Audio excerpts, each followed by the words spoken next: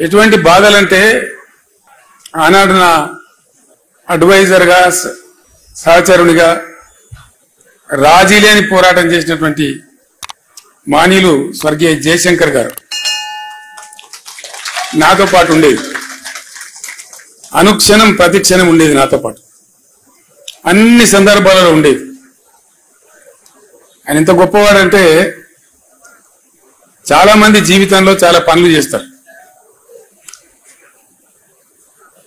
ఏదో ఒక స్టేజ్లో రాజీ పడిపోతారు. ఎందుకు పడతారో తెలియదు. కఠోరమైన సిద్ధాంతాలు నమ్మినటువంటి కొంతమంది పెద్దలు కూడా ఒక సందర్భం వచ్చేటప్పటికి ఆ సిద్ధాంతాన్ని పక్కకు పెట్టి కూడా కొన్ని పనులు చేస్తారు.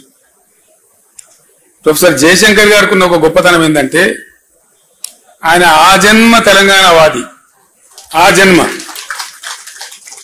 Uncompromised Telangana fighter, undoubtedly. ఎందుకంటే ఒక 14-15 ఏళ్ళు సుదీర్ఘంగా ఆయనతో పాటు నేను కలిసి పనిచేసిన కాబట్టి అనేక సందర్భాలలో ప్రయాణంలో కావచ్చు, ప్రస్థానంలో కావచ్చు, చర్చలలో కావచ్చు, ఎంత గొప్పవాడు ఆయన అంటే ఈ టైంలో నేను ఆయన స్మరించుకోకుండా ఉండలేను. అట్లాంటి మనుషులు అరుదుగా ఉంటారు ప్రపంచంలో. ఎక్కడి నుంచి ప్రారంభమైంది సార్ మీ ప్రస్థానం అంటే హైదరాబాద్ స్టేట్గా ఉన్నప్పుడు, అక్కడ ఆంధ్ర రాష్ట్రం ఉన్నప్పుడు నిజాం రాజు పెట్టినటువంటి పాఠశాలలు ఉండేవి మన దగ్గర.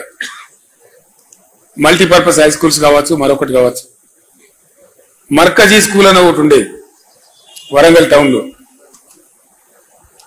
ఆ మర్కజీ స్కూల్లో ఆయన విద్యార్థిగా ఉండే టైంలో ఆంధ్ర ప్రాంతం నుంచి ఉన్నటువంటి ఆనాటి అయ్యదేవర కాళేశ్వరరావు వగైరా వగైరా వ్యక్తులు వచ్చి తెలంగాణ ప్రజలను మానసికంగా సిద్ధం చేయడానికి కొన్ని ప్రయత్నాలు చేసేవాళ్ళు. దానిలో భాగంగా ఆయన వచ్చి మీ తెలంగాణ భాష మొత్తం చెడిపోయింది, కులిపోయింది, మీ తెలంగాణ భాషలో బాగా ఉర్దూ ఉంటుంది, మీది స్వచ్ఛమైన తెలుగు కాదు అని ఒక హేళన చేసినట్టుగా మాట్లాడుతూ మీరు సంస్కరించబడాలి, మిమ్మల్ని సంస్కరించడానికి మేము ఆంధ్ర ప్రాంతం నుంచి వస్తాం అంటే వీళ్ళు లేచి జై తెలంగాణ అని చెప్పి పిడికిలు బిగించి రాళ్ళు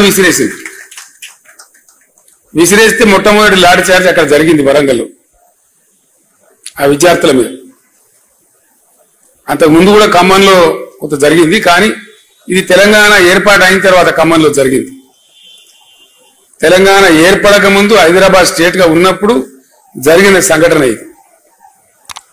అక్కడి నుంచి ఆయన ఏ రోజుకైనా సరే తెలంగాణ తన అస్తిత్వాన్ని కోల్పోకూడదు, తెలంగాణ తెలంగాణగానే ఉండాలి అని మనసులో పూర్తిగా బాగా సంకల్పం తీసుకొని ఆయన జీవితకాలం అంతా కూడా పనిచేసింది.